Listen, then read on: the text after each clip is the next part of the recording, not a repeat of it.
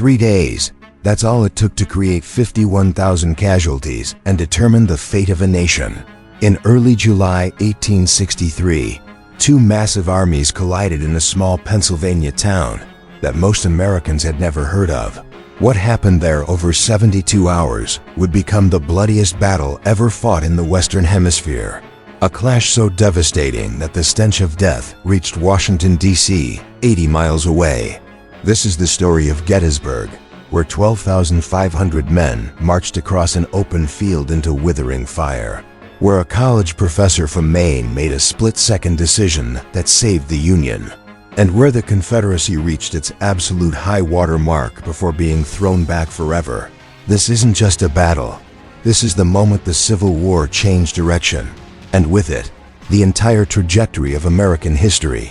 Let's go back to late June 1863.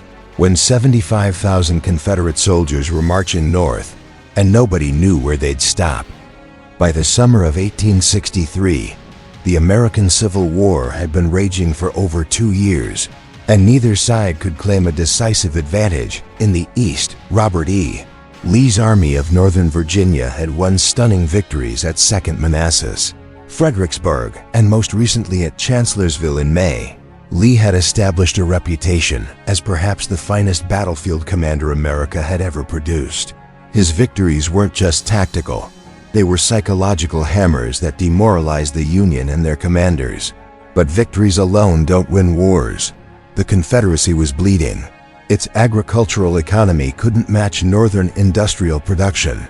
The Union naval blockade was strangling Southern ports. Most critically, the Mississippi River was under siege. Ulysses S. Grant had Vicksburg surrounded, and if that fortress city fell, the Confederacy would be cut in half. Lee understood this strategic reality perfectly. The South needed a game changer, something dramatic enough to shift the entire calculus of the war. And Lee believed he knew exactly what that was: a second invasion of the North. Lee's reasoning was multi-layered and sophisticated. First, by moving north, he would draw Union forces out of Virginia, giving the war-torn state a chance to recover during the crucial harvest season. Virginia's fields had been battlegrounds for 2 years, and her people were starving. Second, Pennsylvania was rich, untouched by war, full of supplies, livestock, and provisions. Lee's army could feed itself from northern farms, while relieving pressure on southern resources. Third, and perhaps most importantly, a major Confederate victory on northern soil might accomplish what battlefield success in Virginia could. Not it might break the North's will to fight. The anti-war movement in the North was growing stronger. New York had seen draft riots. Lincoln's support was wavering. One more shocking defeat, especially on their own soil, might convince Northerners that the war was unwinnable. It might even bring European recognition and support for the Confederacy. Lee had one more consideration: out west. Grant was tightening his noose around Vicksburg. If Lee could threaten Washington or Philadelphia, he might force the Union to recall troops from the Mississippi, saving Vicksburg and keeping the Confederacy whole. So in early June 1863, Lee began moving his army north through Virginia's Shenandoah Valley. 75,000 men in 3 corps, under James Longstreet, Richard Ewell, and A.P. Hill. It was a bold, aggressive move, exactly the kind of strategic offensive Lee favored. But there was a problem, and his name was J.E.B. Stuart. Stuart commanded Lee's cavalry, and in Civil War armies, cavalry served as the eyes and ears of the commander. They screened movements, gathered intelligence, and provided crucial information about enemy positions and strength. Stuart was brilliant at this role, so brilliant that he'd become arguably the most famous cavalryman in America. But Stuart was also vain and glory-seeking.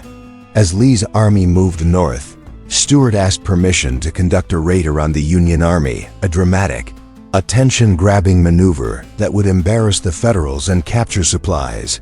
Lee gave conditional approval, assuming Stuart would stay in contact with the main army. Stuart interpreted those orders loosely. He took his entire cavalry division on a wide sweep that took him far from Lee's infantry. For 8 critical days, Lee was essentially blind, moving through enemy territory without his reconnaissance force. It was a decision that would have catastrophic consequences. Meanwhile, the Union Army was in turmoil. The Army of the Potomac had gone through commanders like a revolving door. After Chancellorsville, Joseph Hooker had lost Lincoln's confidence. Hooker was feuding with his superior, General-in-Chief Henry Halleck, over the strategic use of the garrison at Harper's Ferry. On June 28th, just 3 days before the battle, Lincoln replaced Hooker with George Gordon Meade. Meade was a solid, competent professional soldier, but he'd never commanded an army in battle. He was cautious by nature, defensive-minded, and suddenly found himself in charge of 95,000 men with a Confederate army somewhere in Pennsylvania and no clear intelligence about where. The contrast in command situations was striking. Lee had led his army for over a year and knew his corps commanders intimately. Meade had 72 hours to prepare for the largest battle of the war. But Meade had advantages Lee didn't. He was fighting on interior lines, closer to his supply base. His army was larger, and critically, he would be fighting defensively on terrain of his choosing, if he could find the right ground. Neither commander intended to fight at Gettysburg. Neither had even heard of the town before late June. But Gettysburg sat at the intersection of 10 roads radiating in all directions like spokes on a wheel. Any army moving through south-central Pennsylvania would be drawn there like iron filings to a magnet. On June 30th, Confederate General Henry Hett sent a brigade toward Gettysburg. The stated reason was to search for supplies, specifically shoes, a story that's become legendary, though recent historians debate its accuracy. What's certain is that Hett's men encountered Union cavalry on the outskirts of town and reported back.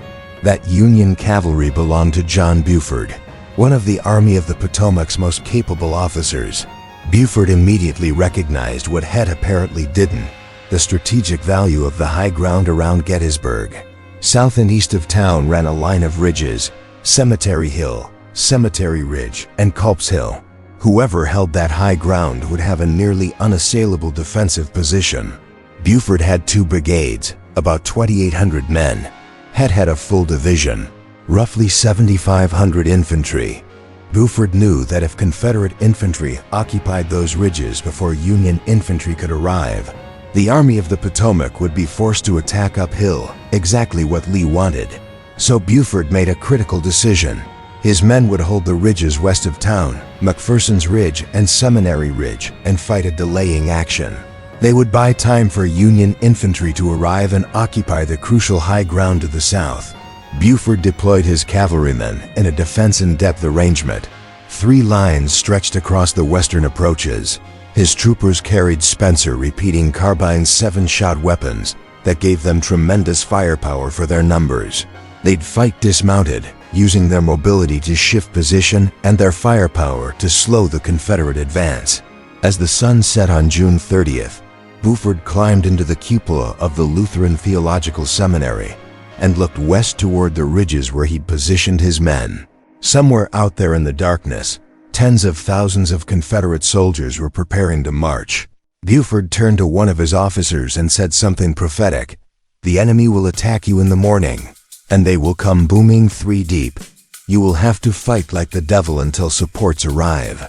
He was exactly right. July 1st began with heavy fog blanketing the Pennsylvania countryside. Around 5:30 in the morning, Confederate infantry from Hett's division began advancing down the Chambersburg Pike toward Gettysburg. They were in good spirits, well-rested, confident after their string of victories. They had no idea they were about to walk into one of the most significant delaying actions in American military history. The first shots were fired around 7:30 a.m. when Lieutenant Marcellus Jones of the 8th Illinois Cavalry borrowed a carbine from a sergeant and fired at Confederate skirmishers emerging from the morning mist. That single shot set in motion a battle that would rage for 3 days and cost 51,000 casualties. Buford's troopers opened fire from their positions along McPherson's Ridge. The Spencer carbines created a volume of fire that sounded like a much larger force. The Confederates deployed from march column into battle line, a time-consuming process that played right into Buford's hands. Every minute they spent deploying was another minute for Union infantry to march toward Gettysburg. For nearly 3 hours, Buford's cavalrymen held their ground against increasing pressure.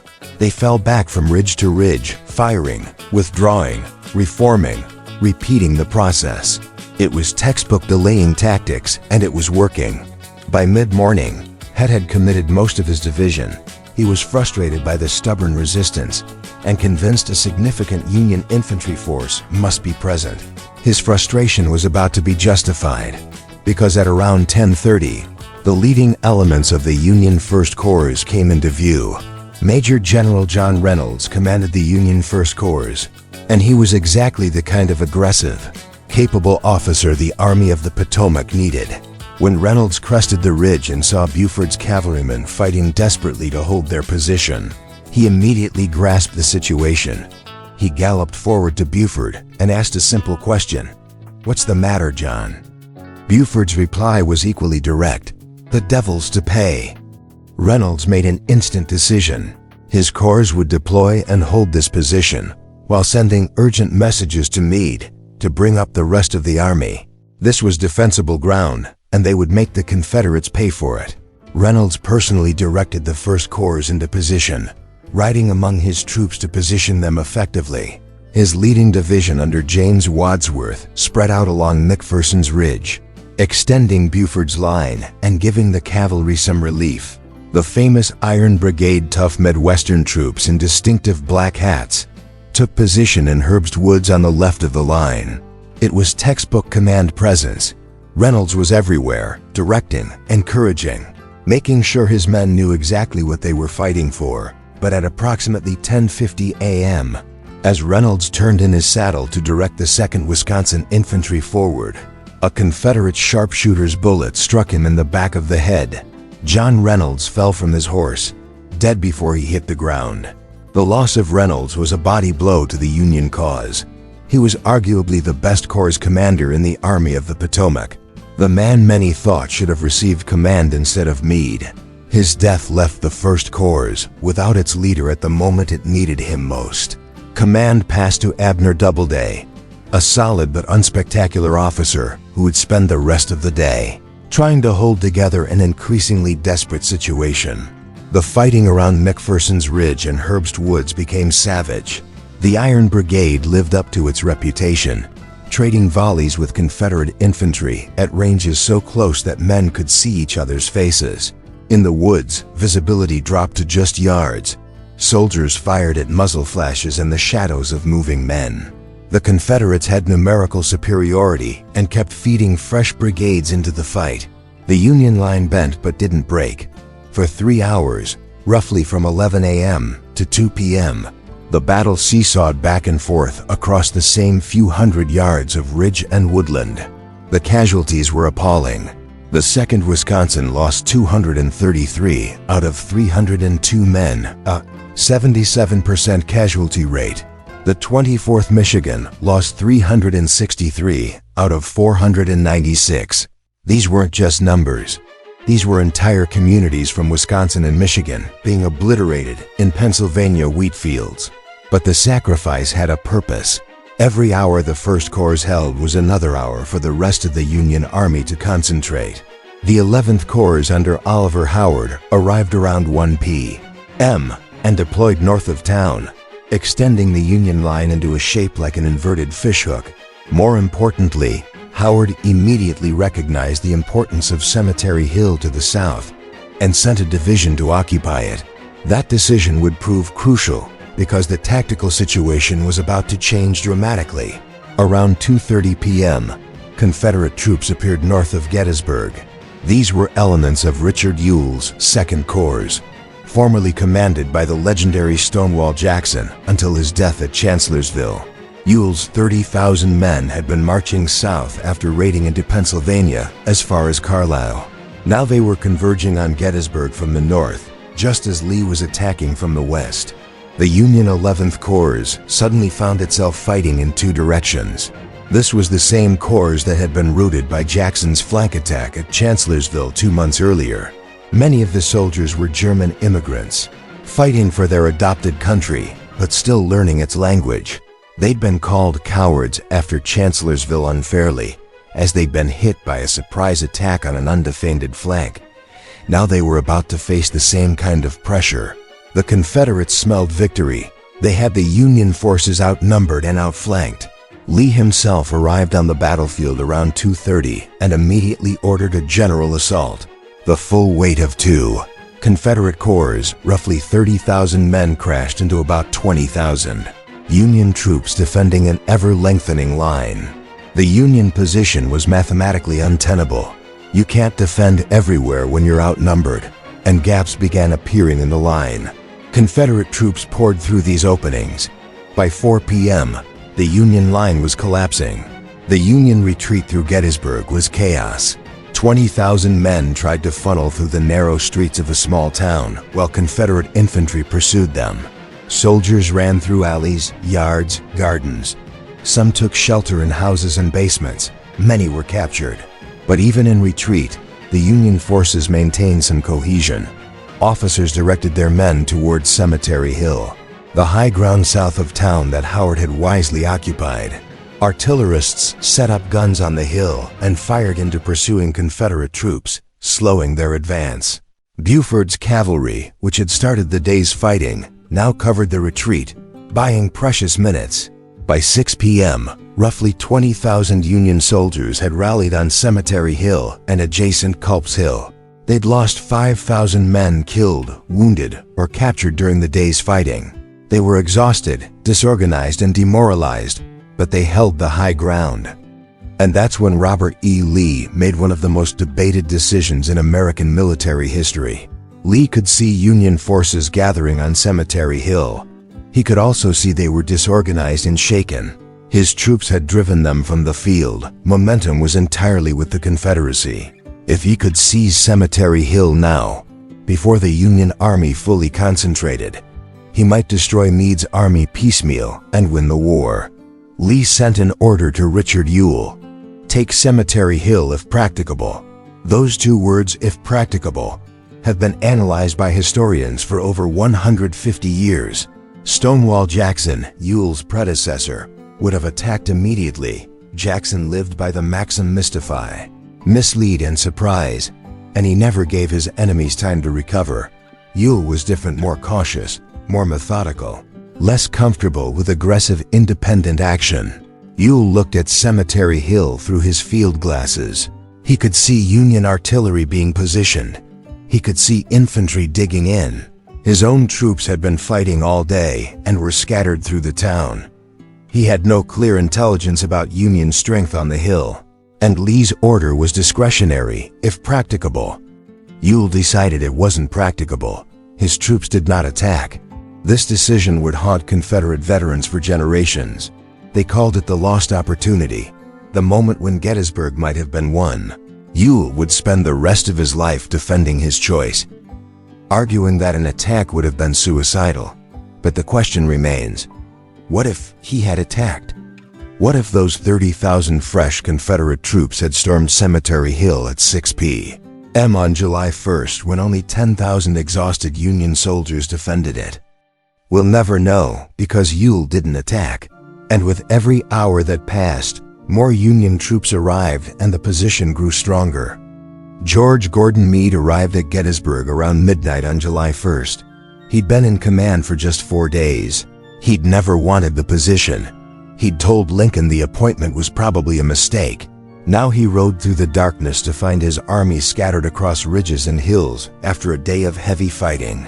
Meade met with his surviving corps commanders and studied the terrain. What he found gave him hope. The Union position resembled a fishhook. The barb of the hook was Culp's Hill on the right. The curve of the hook was Cemetery Hill in the center. The long shank of the hook extended south along Cemetery Ridge to two rocky hills called Little Round Top and Big Round Top. It was a naturally strong defensive position. Interior lines allowed Meade to shift troops quickly to threatened points. The elevation gave his artillery commanding fields of fire. Any Confederate attack would have to cross open ground under artillery and rifle fire. Meade made his decision. The Army of the Potomac would stand and fight at Gettysburg. Orders went out to the remaining corps still marching through the night: get to Gettysburg as fast as possible and extend the line. By dawn on July 2nd, 65,000 Union soldiers would be entrenched along that fishhook, waiting for whatever Lee would throw at them. And Lee would throw everything. The morning of July 2nd dawned hot and humid. Lee met with his corps commanders to plan the day's attack. The discussion that followed revealed deep divisions in Confederate leadership. James Longstreet, Lee's senior corps commander and closest confidant, strongly opposed attacking at all. Longstreet argued they should disengage and maneuver south, getting between Meade's army and Washington, force Meade to attack them on ground of their choosing. Longstreet believed in defensive tactics backed by strong firepower, a philosophy that would prove prescient in the trench. Warfare of the 20th century, but seemed almost cowardly to offensive-minded officers in 1863. Lee disagreed completely. His army was concentrated, positioned well, and had momentum from yesterday's success. The Union Army was still assembling. Meade had just taken command and was on unfamiliar ground. This was the moment to attack aggressively and destroy the Army of the Potomac before it could fully organize. The argument grew heated. Longstreet rarely contradicted Lee, but this time he pushed back hard. According to some accounts, Longstreet said attacking would be courting disaster.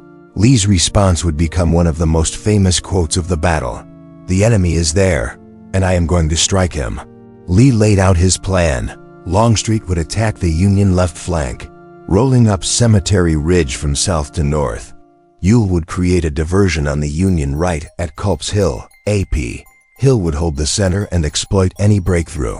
It was an ambitious plan, requiring precise coordination, attacking both flanks simultaneously to prevent Meade from reinforcing threatened sectors. The plan had one critical flaw. It was based on faulty intelligence. Without Stuart's cavalry to scout, Lee was operating partially blind. He believed the Union left flank ended somewhere on the Emmitsburg Road, well short of the Round Tops. In reality, Meade had extended his line all the way to Little Round Top, though he'd left that crucial hill largely undefended through an oversight we'll discuss shortly. Lee ordered Longstreet to march south, get into position opposite the Union left, and attack up the Emmitsburg Road. Longstreet delayed, some historians say deliberately, others say unavoidably, and didn't begin moving until late morning. The march itself took longer than expected because Longstreet had to detour to avoid being seen from a Union signal station. It was nearly 4 p.m. before Longstreet's troops were in position. 7 critical hours had been lost, hours the Union used to strengthen their defenses and bring up more troops. By the time Longstreet attacked, the tactical situation was far different than Lee had imagined that morning. But the delay created an unexpected opportunity on the Union side, and it came from one of the Civil War's most controversial tactical decisions. Major General Daniel Sickles commanded the Union Third Corps, positioned on the left of Cemetery Ridge. Sickles was a political general, a former congressman with minimal military training but plenty of connections. He was brave to the point of recklessness and harbored ambitions of higher command. On the morning of July 2nd, Sickles studied his assigned position and didn't like it. Cemetery Ridge was relatively low in his sector, about half a mile to the west. The ground rose slightly along the Emmitsburg Road with a peach orchard on elevated ground. To an amateur tactician, that higher ground looked like a better position than the low ridge Meade had assigned. Sickles requested permission to advance to the Emmitsburg Road. Meade essentially told him to stay where he was. Sickles, who had a loose interpretation of orders, decided to advance anyway. Around 3 p.m., he marched his 10,000 men forward, creating a salient, a bulge in the line that jutted out toward Confederate positions. The movement created a disaster waiting to happen. Sickles' new line formed a right angle, with one leg along the Emmitsburg Road facing west, and the other angling back toward Little Round Top. This exposed his corps to attack from 3 sides. Worse, his movement created a massive gap between his right flank and the Union line on Cemetery Ridge. The Third Corps was isolated, vulnerable, and about to be hit by the entire Confederate attack. But Sickles' unauthorized advance had one unintended benefit.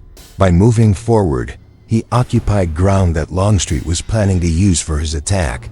When Longstreet's troops emerged from the tree line around 4 p.m., they found Union infantry where they'd expected empty fields. This threw Confederate plans into immediate disarray and forced on-the-fly adjustments. The battle for the Union left was about to become the most intense fighting of the entire three-day engagement. While Sickles was advancing his corps, a Union engineering officer named Governor Warren was making a discovery that would change the course of the battle. Warren had been tasked with studying the Union left flank, and when he rode to the summit of Little Round Top around 4 p.m., he was shocked to find it essentially undefended.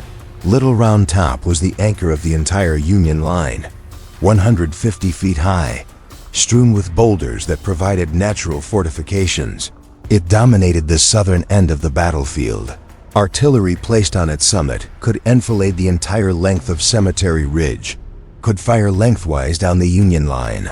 Conversely, Confederate artillery on Little Round Top could make Cemetery Ridge untenable. Warren realized immediately that whoever controlled this hill would likely win the battle, and at that moment, only a handful of signal corpsmen occupied its rocky summit. Through his field glasses, Warren could see something even more alarming. Sunlight glinted off rifle barrels in the trees to the west. Confederate infantry, thousands of them, were forming up less than a mile away, and their line of advance would take them straight toward Little Round Top. Warren sent urgent messages to Meade and to any nearby commanders. Send troops to Little Round Top immediately. The closest units were from the 5th Corps under Governor Sykes. Colonel Strong Vincent received Warren's message and made a crucial decision without waiting for orders. He marched his brigade 4 regiments, roughly 1,300 men, at double quick up the slopes of Little Round Top. It was a race against time. Vincent's men reached the summit, gasping and exhausted. Around 4:30 p.m., they spread out along the southern and western slopes, taking positions among the boulders. Vincent positioned his regiments carefully, refusing bending back his left flank to cover the south face of the hill. On that refused left flank, Vincent placed the 20th Maine Infantry under Colonel Joshua Lawrence Chamberlain. Vincent's instructions to Chamberlain were simple and terrifying. This is the left of the Union line. You cannot withdraw, you must defend this position to the last. Chamberlain understood. If his regiment broke, the entire Union left would collapse. He positioned his 385 men among the rocks and trees on the southern slope, forming a line that bent back at almost a right angle to meet attacks from 2 directions. 15 minutes later, Confederate infantry emerged from the woods below, and the fight for Little Round Top began. The attacking Confederates were from Alabama, the 5th, 10th, and 47th Regiments under Colonel William Oates. They'd had a difficult approach, climbing Big Round Top only to find it too heavily wooded for artillery, then descending and advancing up Little Round Top's southern face. They were tired. Thirsty Oates had sent men to find water, and they'd never returned, and now faced well-positioned troops firing down from behind rocks. But the Alabamians were tough, determined veterans, and they attacked with ferocity. The first assault hit the 20th Maine's line like a sledgehammer. The Maine men fired volleys into the advancing Confederates, dropping dozens, but the gray line kept coming. Hand-to-hand fighting broke out among the boulders. The attack was repulsed, but Oates immediately organized another, then another. For 90 minutes, the 47th and 5th 10th Alabama repeatedly charged up that rocky slope. Each time, the 20th Maine threw them back, but each assault weakened both sides. Men on both sides fought with desperate courage, knowing that the fate of the battle, perhaps the war, depended on this single hillside. Chamberlain was everywhere, moving along his line, encouraging his men, shifting them to meet each new threat. He was wounded twice, minor injuries he barely noticed in the chaos. His regiment's casualties mounted. 135 men were killed or wounded. Ammunition was running critically low. Men were searching the bodies of fallen comrades for cartridges. Around 6 p.m., Chamberlain faced a crisis. His line had contracted under repeated attacks. His left flank was being turned. Confederate troops were getting around it, threatening to attack from behind. Ammunition was almost completely exhausted. His officers reported that they couldn't hold another assault. Chamberlain had perhaps 30 seconds to make a decision. He could retreat, abandon the position, and save his remaining men. He could stand and die where they were, or he could do something completely unexpected. Chamberlain gave one of the most famous orders in American military history: "Fix bayonets. Charge." The order shocked everyone who heard it. Charge. They were defending. They were outnumbered. They were almost out of ammunition. But Chamberlain had seen something his officers hadn't. The Alabamians were exhausted too. They'd climbed 2 mountains and launched 5 unsuccessful assaults. If they expected another defensive stand, a sudden aggressive counterattack might break their will. The 20th Maine swept down the hill like an avalanche, bayonets fixed, screaming. The left wing of the regiment wheeled like a door swinging on hinges, catching the Alabamians in a vice. The completely unexpected attack from troops who should have been on their last legs shattered Confederate cohesion. Alabama soldiers turned and ran. Others, too exhausted to flee, surrendered. Within minutes, the 20th Maine had captured over 100 prisoners and driven the rest down the slope. Little Round Top was secure. The Union left flank was saved. Joshua Lawrence Chamberlain had made a battlefield decision that historians still study as an example of tactical brilliance under pressure. He would later receive the Medal of Honor for his actions that day. While Chamberlain fought for Little Round Top, terrible battles raged across the fields and orchards to the west. These fights have names that Civil War historians know by heart: the Wheat Field, the Peach Orchard, Devil's Den, the Valley of Death. Devil's Den was a jumble of massive granite boulders west of Little Round Top. Confederate sharpshooters took positions among the rocks and engaged in deadly duels with Union troops. The fighting was intimate and brutal. Men fired at each other from yards away. Using the boulders for cover, bodies fell between rocks and couldn't be retrieved. The area earned its sinister name from the blood that pooled among the stones. The wheat field was worse. This 40-acre field of ripe wheat changed hands 6 times in 3 hours. Brigade after brigade attacked across it, fired volleys, fought hand-to-hand, then retreated only to be replaced by fresh troops doing the same thing. By the end of the day, 4,000 men had been killed or wounded in that single field. The wheat, which had been golden that morning, was trampled flat and soaked red. Veterans would call it the Field of Blood. The Peach Orchard sat on slightly elevated ground along the Emmitsburg Road, the position Sickles had advanced to occupy.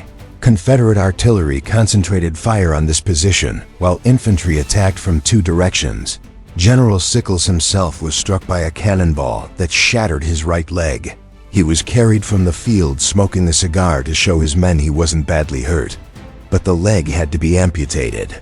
Command of the 3rd Corps fell to David Birney, who struggled to maintain cohesion as Confederate attacks intensified. By 6:30 p.m., Sickles' entire salient was collapsing. His corps had suffered over 4,000 casualties, 40% losses. They were being driven back towards Cemetery Ridge in disorder. Confederate troops were pursuing, sensing complete victory. This was the moment Meade had prepared for. He'd held troops in reserve for exactly this contingency. The 5th Corps units not committed to Little Round Top counterattacked into the gap. The 2nd Corps, under Winfield Scott Hancock, shifted left to plug holes. Artillery batteries galloped into position and fired canister metal cans filled with iron balls that turned cannons into giant shotguns at point-blank range into advancing Confederates. The Union line bent, it buckled, but it didn't break. As Longstreet's attack on the Union left was reaching its crescendo, Ewell finally launched his supporting attack on the Union right. His objective was Culp's Hill, a heavily wooded height that anchored the barb of the Union fishhook. Culp's Hill was defended by the 12th Corps under Henry Slocum. The position was naturally strong steep slopes, heavy timber, and crucially, the Union troops had spent hours constructing log breastworks that turned the hill into a fortress. But Meade had pulled most of the 12th Corps away to reinforce the left.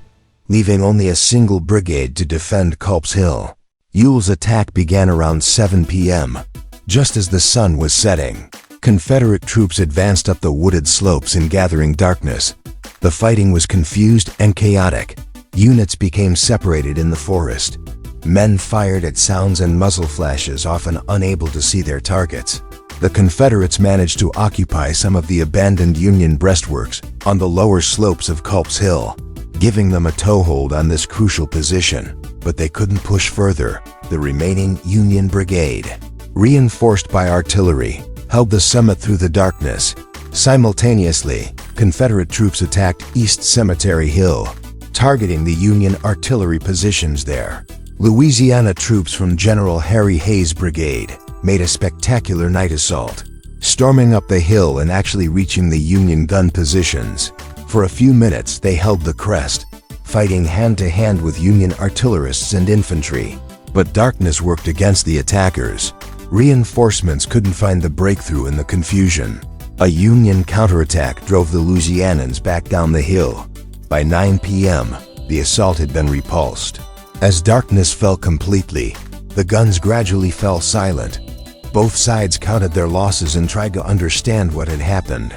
The second day of Gettysburg had been even more costly than the first. Combined casualties exceeded 20,000 men. Entire brigades had been shattered.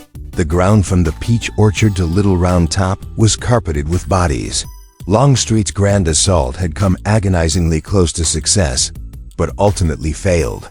The Union line had held everywhere barely, but it had held. Little Round Top remained in Union hands. Cemetery Ridge was secure. Culp's Hill was mostly intact. But both commanders faced difficult decisions as they prepared for July 3rd. Meade called his corps commanders together for a council of war around 11 p.m. The meeting took place in a small farmhouse, with exhausted generals crowded into a tiny room. The question was simple: should they stay and fight tomorrow or retreat while they still could? Meade polled his generals. Should they remain in position? Should they attack? Should they retreat? The consensus was clear: stay in position, let Lee attack, fight defensively. Meade accepted this recommendation, though he reportedly predicted, if Lee attacks tomorrow, it will be on our center. Meanwhile, Lee was meeting with Longstreet. The normally respectful Longstreet was nearly insubordinate in his opposition to further attacks. "General, I have been a soldier all my life. I have been with soldiers engaged in fights by couples, by squads, companies, regiments, divisions, and armies, and should know as well as anyone what soldiers can do. It is my opinion that no 15,000 men ever arrayed for battle can take that position." Lee was unmoved. His blood was up. His army had been on the edge of victory twice. One more push, one concentrated assault, would break the Union line. He'd decided where that assault would fall against the Union center on Cemetery Ridge, and he had the men to do it. Longstreet left the meeting despondent. He would later write that he knew what was coming would be a disaster. But Lee was commanding, and Longstreet would obey. The stage was set for July 3rd and the most famous charge in American military history. July 3rd didn't begin with Pickett's charge. It began at 4:30 a.m. with a renewed battle for Culp's Hill. The Union 12th Corps had returned during the night and discovered Confederates occupying their entrenchments. At dawn, Union artillery opened a bombardment, followed by infantry assaults to retake the lost ground. The fighting was savage. Confederate troops behind the captured breastworks fired from prepared positions while Union troops advanced uphill through heavy timber. Attack and counterattack surged back and forth. By late morning, Union troops had reclaimed all their lost positions.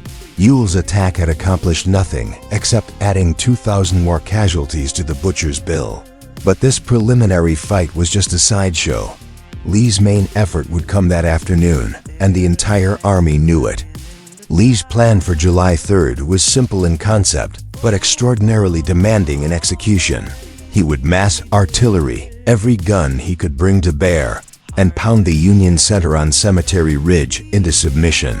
Then infantry would assault across the open ground, smash through the weakened Union line, and split the Army of the Potomac in half. The attacking force would consist of 3 divisions: George Pickett's division from Longstreet's corps, plus 2 divisions from A.P. Hill's corps under Johnston Pettigrew and Isaac Trimble.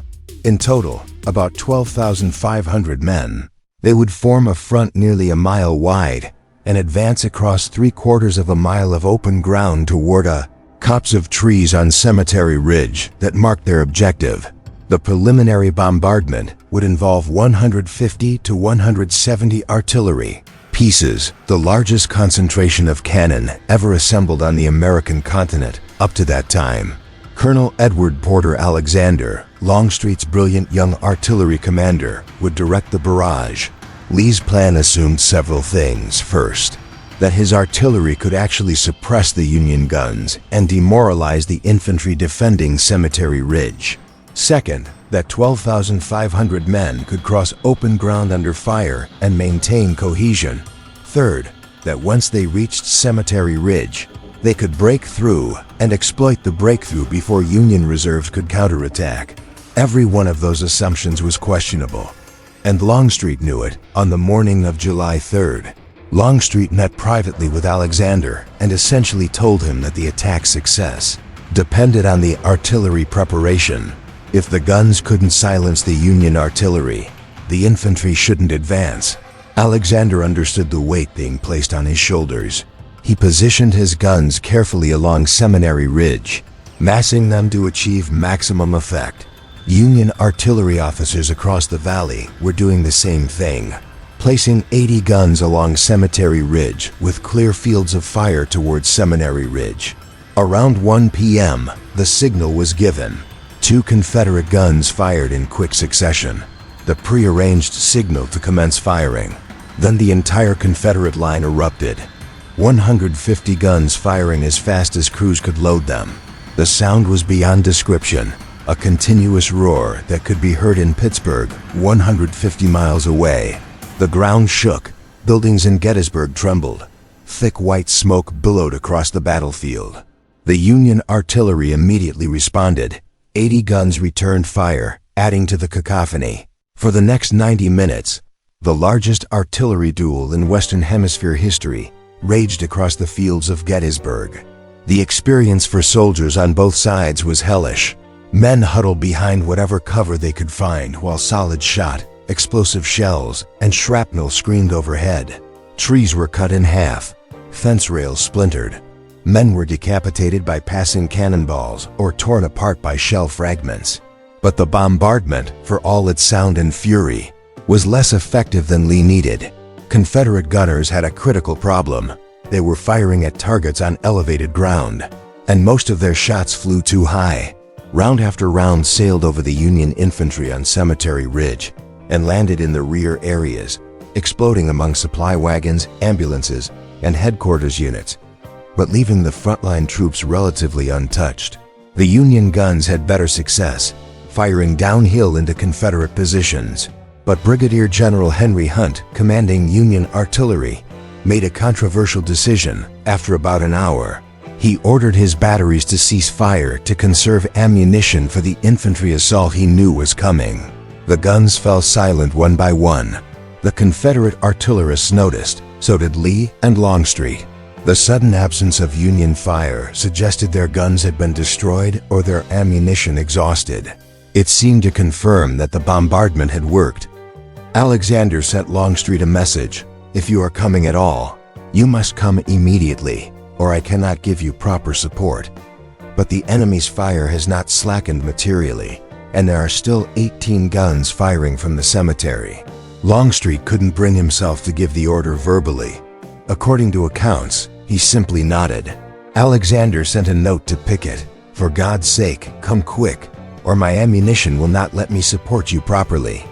Pickett received the note and rode to Longstreet: "General, shall I advance?" Longstreet, emotional and knowing what was coming, couldn't speak. He just nodded again. Pickett saluted. "I am going to move forward, sir." The charge was about to begin. Around 3 p.m., 12,500 Confederate soldiers emerged from the tree line along Seminary Ridge and began forming their battle lines. Officers dressed the ranks, ensuring alignment. Flags were unfurled. The men were ordered to advance at common time, a steady walking pace, and to maintain formation no matter what. The Union troops on Cemetery Ridge watched in a mixture of awe and dread. A Union officer later described it as the most magnificent sight I ever witnessed. The Confederate line stretched nearly a mile, regimental flags snapping in the breeze, officers on horseback, the whole mass moving forward with parade ground precision. For a few moments, there was a strange calm. The artillery had ceased firing. The Confederate infantry was still out of rifle range. Soldiers on both sides simply watched this massive formation begin its advance across the open fields. The Union artillery broke the spell. When the Confederate line reached about 1,200 yards from Cemetery Ridge, Union guns opened fire. Not just the batteries on Cemetery Ridge, but also guns on Cemetery Hill and Little Round Top that could fire obliquely into the Confederate flanks. Solid shot plowed through the ranks, each ball potentially killing or maiming multiple men standing in line. Shells exploded overhead, sending shrapnel slicing down through the formation. Gaps appeared in the line. Officers ordered men to close-up move toward the center to fill the spaces left by fallen comrades. The advance continued. At 800 yards, the Union battery switched from solid shot to spherical case shells designed to explode above the ground, showering the area below with metal fragments. The casualties mounted. Entire regiments began to waver. At 400 yards, the Union infantry opened fire. 9,000 rifles discharged in rolling volleys. The sound was like continuous thunder. The front ranks of the Confederate line simply vanished in some places, cut down in an instant. And still they came forward. Officers waved their swords. Sergeants shouted encouragement. The battle flag's regimental colors and the Confederate battle flag kept moving forward, even as the men carrying them were shot down and others grabbed the staffs from their dying hands. The objective was a copse of trees on Cemetery Ridge, a small grove that marked the center of the Union line. The stone wall in front of the trees formed a right angle, forever after known simply as the angle. This was where the Confederate attack was aimed. As Pickett's men neared the wall, they encountered a problem Lee hadn't foreseen. The Confederate line, under fire from three sides, was compressing toward the center, instead of attacking on a broad front. Thousands of men were crowding into a shrinking area. The formation was breaking down. Brigadier General Lewis Armistead led his brigade toward the wall. Armistead was 56 years old, a tough professional soldier who placed his black hat on the point of his sword so his men could see him in the smoke. He jumped over the stone wall, followed by perhaps 200 men, all that remained of his brigade, for a few moments. They actually reached the Union guns. Armistead put his hand on a cannon barrel and shouted, "Turn this gun around." This was the high water mark of the Confederacy, the furthest point of advance. The closest the rebellion came to actual military victory. Armistead was immediately shot down, mortally wounded. The men who'd followed him over the wall were overwhelmed by Union infantry counterattacking from both sides. Along the rest of the wall, small groups of Confederates reached the stone barrier and fought desperately to break through. Hand-to-hand combat erupted. Men clubbed each other with rifle butts. Officers fought with swords. The fighting was desperate, primal, and brief. Within minutes, it was clear the attack had failed. The Confederates who'd reached the wall were being killed or captured. No reinforcements were coming. The supporting brigades had been shot to pieces during the advance. Union troops were counterattacking from Cemetery Hill, firing into the Confederate flanks. The order to retreat spread through the Confederate ranks.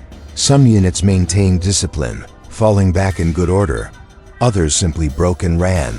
The fields between Seminary Ridge and Cemetery Ridge became a killing ground as Union artillery fired into the retreating troops. Confederate soldiers stumbled back across the same ground they just crossed, now littered with their fallen comrades. The survivors were exhausted, shocked, traumatized. Some helped wounded friends. Others wandered in a daze. Officers tried to rally their men, but there was nothing left to rally. Entire regiments had ceased to exist as combat units. Robert E. Lee rode out to meet the remnants of his attacking force. It was perhaps the most painful moment of his military career. He'd ordered this attack. He'd insisted on it despite Longstreet's objections. And now he watched the survivors straggle back, saw the ambulances carrying the wounded, witnessed the destruction of his army's offensive capability. Lee took full responsibility to every officer and soldier he encountered. He said some variation of the same thing. "It's all my fault, all my fault. It is I who have lost this battle." When Pickett rode up, Lee told him to prepare his division to meet a possible counterattack.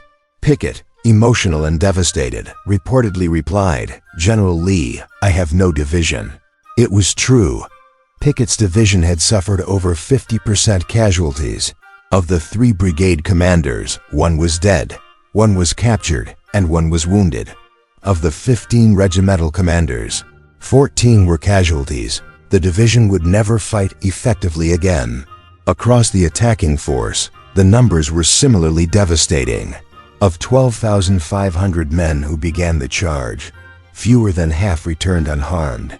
6,500 casualties in less than an hour.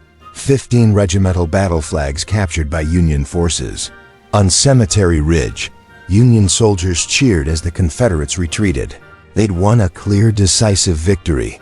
Meade's defensive strategy had worked perfectly. But this raised an obvious question. Should they counterattack? Meade called his corps' commanders together. Several argued for an immediate assault, hit Lee while he's vulnerable, destroy his army completely. But Meade was cautious. His own army had taken heavy casualties over 3 days. The men were exhausted. A counterattack might turn victory into mutual destruction. Meade decided to hold his position, let Lee retreat if he wanted. The Army of the Potomac would pursue cautiously, but wouldn't risk everything on an uncertain attack. This decision would haunt Meade for the rest of his life. Lincoln was furious when he learned the news, believing Meade had missed a chance to end the war. But Meade's caution was understandable. He'd been in command for 5 days. His army had just fought the biggest battle in American history. Asking exhausted troops to leave strong defensive positions, an attack across the same killing ground the Confederates had just failed to cross, was asking a lot. As darkness fell on July 3rd, both armies tended their wounded and counted their losses. The fighting was over. Both sides knew it. Lee would retreat. Meade would let him go. The battlefield was a scene from hell. Thousands of wounded men lay among the dead, crying for water, for help, for their mothers. The stench was overwhelming. Blood, excrement, gangrene, death. Soldiers moved through the darkness with lanterns, searching for wounded comrades. The civilians of Gettysburg emerged from their homes and found their town transformed. Every building, homes, churches, barns, warehouses had been converted into makeshift hospitals. 21,000 wounded men needed care, and the town had just 2,400 residents. Women and children moved among the wounded, bringing water, writing letters to loved ones, simply holding hands with dying soldiers. The scope of the destruction was incomprehensible. 51,000 casualties in 3 days, 7,000 dead, 44,000 wounded or captured. For scale, that's roughly equal to American casualties during the entire 8-year Revolutionary War, compressed into 72 hours. On July 4th, Independence Day, ironically, Lee began preparing to retreat. Heavy rain started falling, turning roads into mud and swelling the Potomac River. Lee's 17-mile wagon train of wounded began the agonizing journey back to Virginia, the wounded men screaming in pain with every jolt of the wagons. Meade's army pursued, but didn't attack aggressively. By July 14th, Lee's army had crossed the Potomac and was back in Virginia.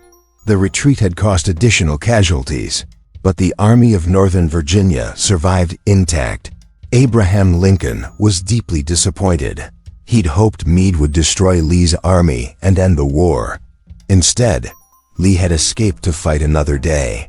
Lincoln reportedly said, "We had them within our grasp. We had only to stretch forth our hands and they were ours." But Lincoln's disappointment, while understandable, missed the larger picture. Lee had lost decisively, and that loss changed everything.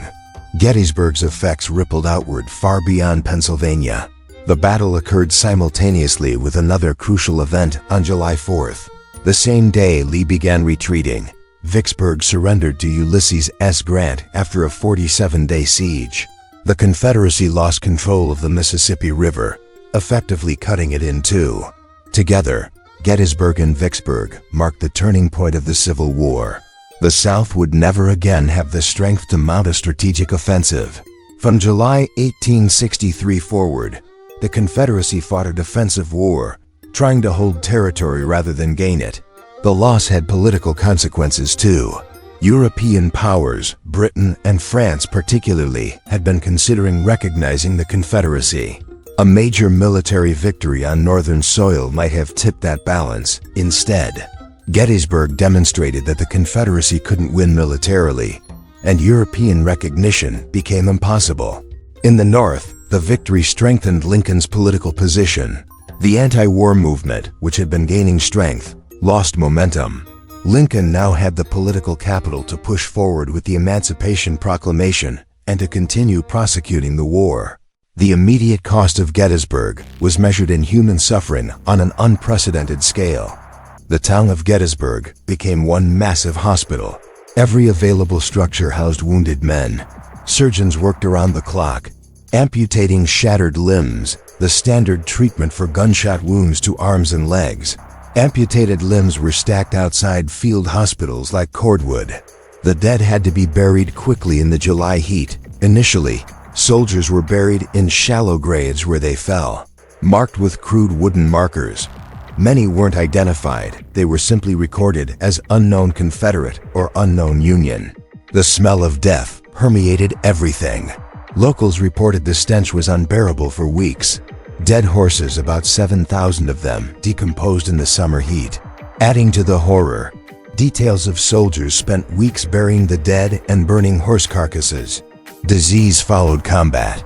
Thousands of wounded men with infected wounds died in the weeks after the battle. The rudimentary medical knowledge of 1863 meant that many men who might have survived with modern antibiotics died from infections or gangrene. 4 months after the battle, on November 19, 1863, a ceremony was held to dedicate the Soldiers' National Cemetery at Gettysburg. This cemetery would provide a proper burial for Union soldiers who died in the battle. Southern dead weren't included, a decision that reflected the deep divisions in the nation. The main speaker was Edward Everett, one of the great orators of the era. Everett spoke for 2 hours, delivering a detailed, eloquent account of the battle and its significance. His speech was considered a masterpiece of classical oratory. Then Abraham Lincoln rose to give a few appropriate remarks. Lincoln spoke for just 2 minutes 10 sentences, 272 words. He didn't discuss the battle's details. He didn't mention specific heroes or regiments. Instead, he did something more profound. Lincoln reframed the war's purpose. He began by invoking the Declaration of Independence. 77 years ago, our fathers brought forth on this continent a new nation, conceived in liberty, and dedicated to the proposition that all men are created equal. He argued that the war tested whether any nation founded on such principles could endure. He honored the fallen but suggested their sacrifice had already consecrated the ground beyond anything words could add. He called on the living to complete the unfinished work those soldiers had died for, ensuring that government of the people, by the people, for the people, shall not perish from the earth. In 2 minutes, Lincoln transformed Gettysburg from a battle into a symbol. He redefined the war from a fight to preserve the Union into a struggle for human equality and democratic government. The Gettysburg Address would become one of the most important speeches in American history, studied and memorized by generations of students. Gettysburg effectively ended Confederate offensive capabilities. Lee's army would fight skillfully and courageously for 2 more years, but it would fight defensively, reacting to Union moves rather than initiating its own campaigns. The strategic initiative passed permanently to the Union. The battle also validated defensive tactics backed by rifled weapons and artillery.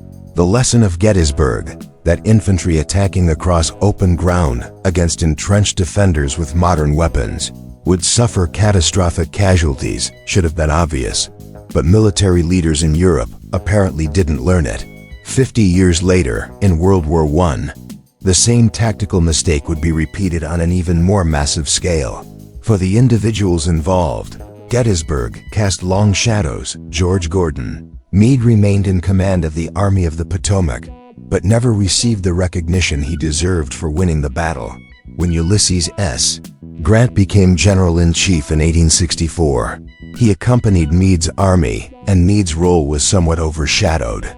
James Longstreet became a controversial figure in the post-war South. He admitted that he'd opposed the attacks at Gettysburg and believed Lee had made mistakes. This honesty was considered treasonous by ex-Confederates who embraced the lost cause mythology, the belief that the Confederacy had been defeated only by overwhelming numbers and resources, never by tactical errors. Longstreet became a scapegoat, blamed for the defeat to preserve Lee's reputation. Joshua Lawrence Chamberlain received the Medal of Honor and went on to serve with distinction for the rest of the war.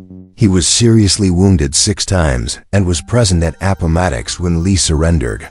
After the war, he served 4 terms as governor of Maine and became president of Bowdoin College. His defense of Little Round Top would become one of the most celebrated small unit actions in American military history. George Pickett never forgave Lee for the charge that destroyed his division. When someone mentioned Lee's name years after the war, Pickett reportedly said, "That old man had my division massacred at Gettysburg." Pickett struggled with alcohol and died at age 53. His reputation forever tied to one failed charge.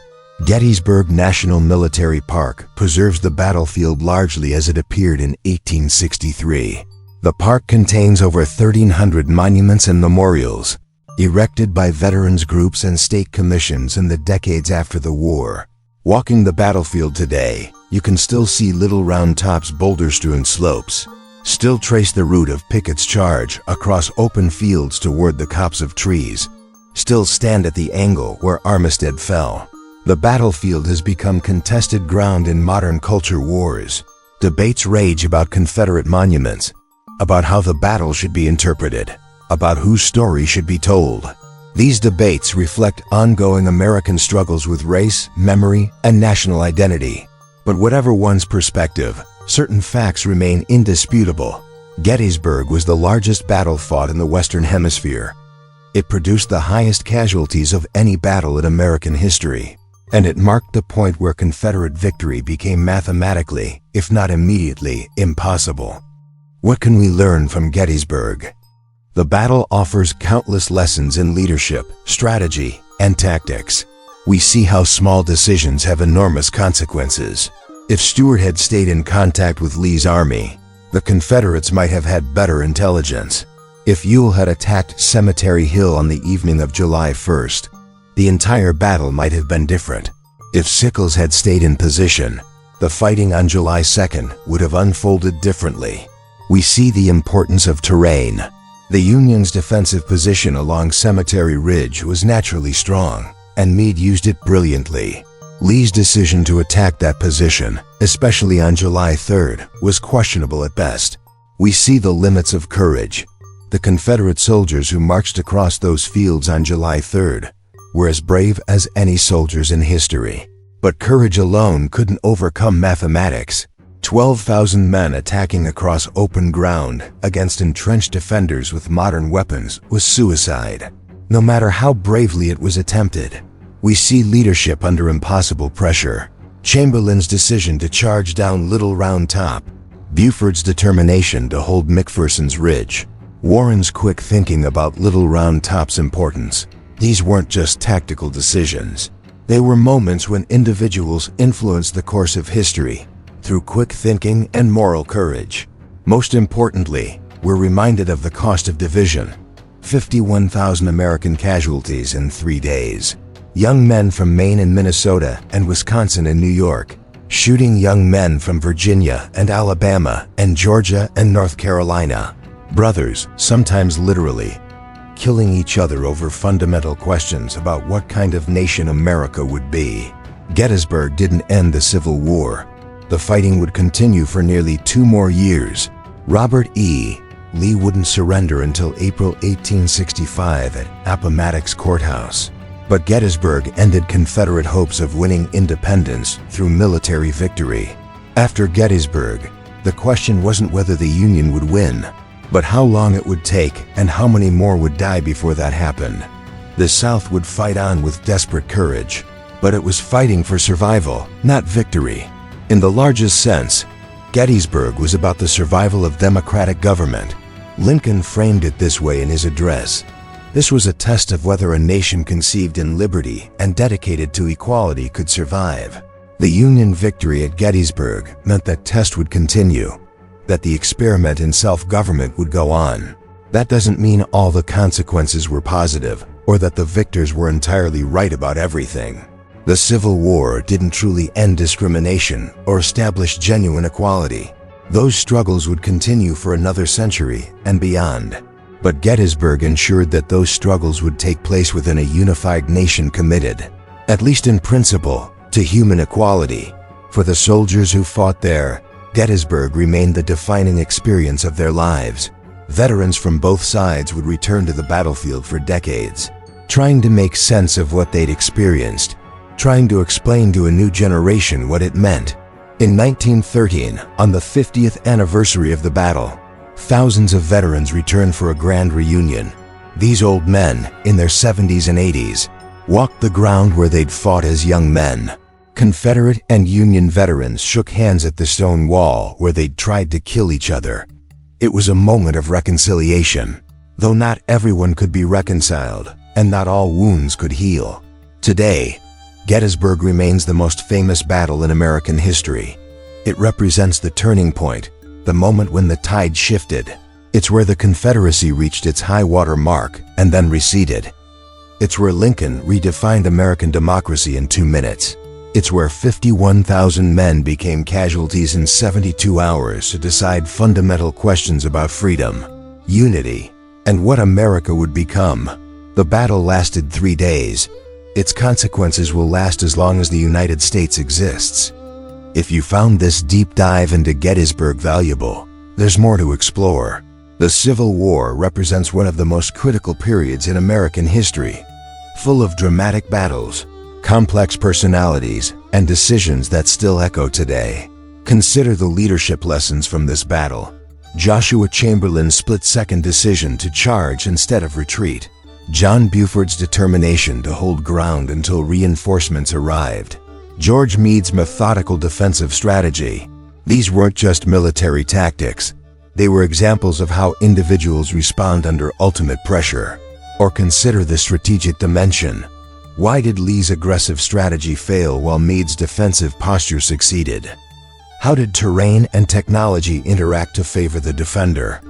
What does Gettysburg teach us about the relationship between courage and tactics? Share your thoughts in the comments. What moment from this battle stands out to you? If you were in Lee's position on July 3rd, would you have ordered Pickett's charge? If you were Meade, would you have counterattacked? And if you want to explore more of American military history, the battles, the decisions, the people who shaped our nation, subscribe and hit that notification bell. There are more stories to tell, from the American Revolution through World War II and beyond. Each one offers lessons about leadership, sacrifice, and what it means to be American. The soldiers who fought at Gettysburg are all gone now. The last Civil War veteran died in 1956, but their story remains, preserved in the landscape of that Pennsylvania battlefield and in the memories of a nation. By understanding what happened there, we better understand who we are and what price was paid for the country we inherited. Thanks for listening. Until next time, remember that history isn't just about the past. It's about understanding how we got here and where we might be going.